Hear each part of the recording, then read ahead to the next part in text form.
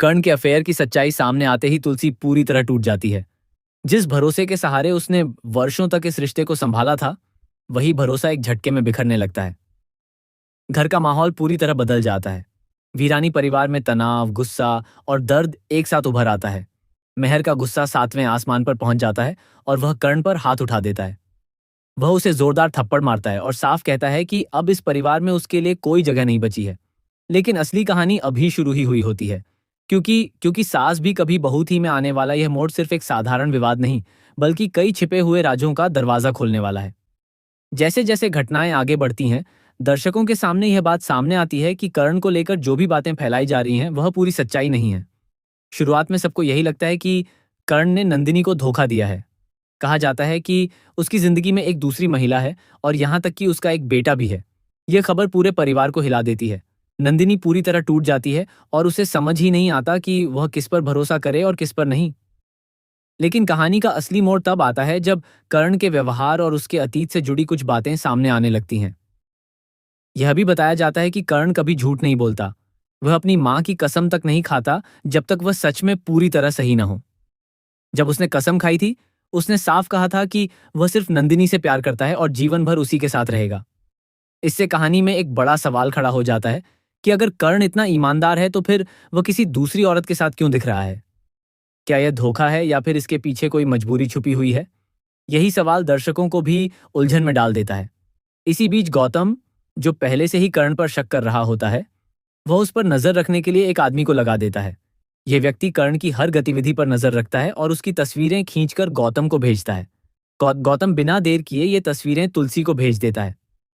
तस्वीरें देखने के बाद तुलसी के पैरों तले जमीन खिसक जाती है। लेकिन दिलचस्प बात यह होती है कि तस्वीरों में दिख रही महिला वही नहीं होती जिससे तुलसी पहले मिली थी।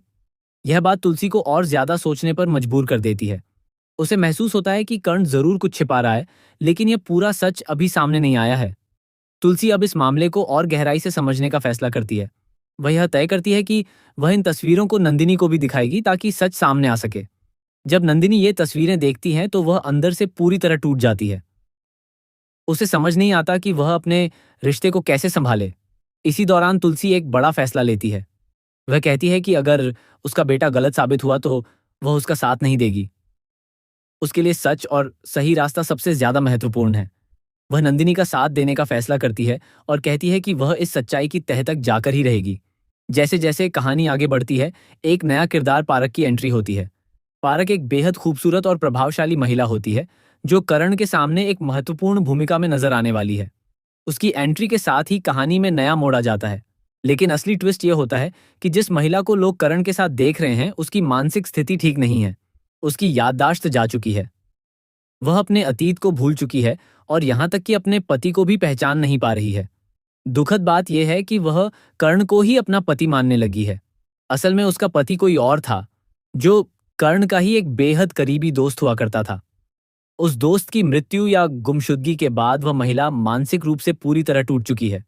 इसी वजह से वह अब कर्ण को ही अपना पति समझ बैठी है। कर्ण इस पूरे हालात में फंस जाता है। वह उस महिला को अकेला नहीं छोड़ सकता क्योंकि उसकी हालत बहुत नाजुक है। डॉक्टरों की सलाह है कि उसे भावनात्मक सहारे की सख्त जरूरत है, वरना उसकी मानसिक स्थिति और बिगड़ सकती है। इसी वजह से कर्ण मजबूरी में उसके साथ रहकर उसकी देखभाल कर रहा है। लेकिन यह सच्चाई किसी के सामने नहीं है। बाहर से देखने वालों को लगता है कि कर्ण किसी और रिश्ते में है और उसने नंदिनी को धोखा दिया है। यही सबसे बड़ी गलतफहमी पूरे परिवार को तोड़ रही है। नंदिनी के दिल में दर्द बढ़ता जा रहा है। वह खुद को अकेला महसूस करने लगती है। उसे लगता है कि कर्ण ने उसके साथ अन्याय किया है। वह इस रिश्ते से दूर जाने के बारे में सोचने लगती है, लेकिन उसके दिल में अभी भी कहीं ना कहीं प्यार और भरोसा बचा हुआ है। तुलसी इस पूरे मामले को लेकर बेहद गंभीर हो जाती है। वह समझ जाती है कि मामला उतना आसान नहीं है जितना दिख रहा है। वह हर चीज की गहराई से जांच करने की ठान लेती है। इसी बीच गौतम का शक और बढ़ जाता है। वह इस पूरे मामले को और उलझाने की कोशिश करता है। वह जानबूझकर ऐसी परिस्थितियां पैदा करता है जिससे कर्ण और ज्यादा दोषी दिखाई दे। अब कहानी का सबसे बड़ा सवाल यह बन जाता है कि क्या कर्ण सच में निर्दोष है, या फिर उसके अतीत में कोई ऐसी सच्चाई छुपी है जिसे वह सबसे छिपा रहा है। दूसरी तरफ नंदिनी का दर्द लगातार बढ़ता जा रहा है। वह यह समझ नहीं पा रही कि वह किस पर विश्वास करे। उसका दिल उसे बार बार कर्ण की तरफ खींचता है, लेकिन हालात उसे उससे दूर जाने पर मजबूर कर रहे हैं। तुलसी का मातृत्व उसे हर हाल में सच्चाई तक पहुंचने के लिए मजबूर करता है। वह कहती है कि अगर कर्ण गलत है तो वह उसका साथ नहीं देगी, लेकिन अगर वह निर्दोष निकला तो वह पूरे परिवार के सामने सच्चाई रखेगी। अब कहानी एक ऐसे मोड़ पर पहुंच चुकी है जहां हर किरदार अपने अपने संघर्ष से गुजर रहा है। कर्ण एक तरफ अपनी मजबूरी में फंसा है, नंदिनी भावनात्मक दर्द में टूट रही है, तुलसी